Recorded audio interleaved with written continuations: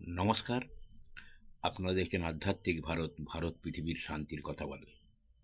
একটা মানুষ যখন বৃষ্টির হাত থেকে বাঁচার চেষ্টা করে, তাকে আপনি একটা ছাতা ধরলে, ছাতা দিলে সে বৃষ্টির হাত থেকে রেহাই পায়।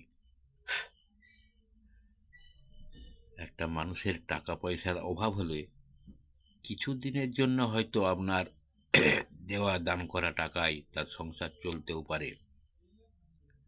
যে কোনো বিপদে আপদে পাশে দাঁড়িয়ে আর্থিক হোক, কায়িক হোক, তাকে সাহায্য করলে সে কিন্তু সেই মুহূর্তে বিপদ থেকে উদ্ধার পায়।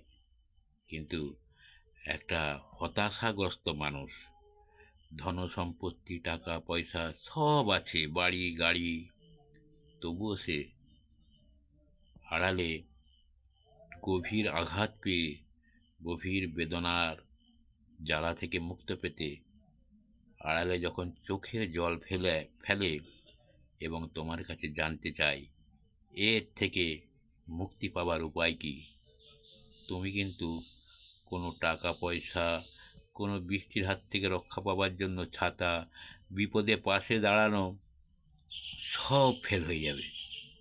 তাকে সত্যিকারের গুরুর কাছে নিয়ে গিয়ে, যদি সদ্গুরুর কাছে গীতা কিংবা কোরআন, যে কোনো ধর্মগ্রন্থে বর্ণিত সেই যোগকর্ম কিংবা সালাত করে এবং আধ্যাত্মিক চেতনায় উদ্বুদ্ধ হয়, তখন তার চেতনা হবে এবং পৃথিবীর সমস্ত মায়া মনে হবে আস্তে আস্তে কাটবে, তার চোখের জল স্থায়ীভাবে বন্ধ হবে, আর চা পাওয়ার প্রতি টান থাকবে না। এটাই হচ্ছে সত্যিকারের মানুষের বিপদে পাশে দাঁড়ানো। ধন্যবাদ। আজ এই পর্যন্ত। সবাই সুস্থ থাকবেন, ভালো থাকবেন। আধ্যাত্মিক ভারত, ভারত পৃথিবীর শান্তির কথা বলে।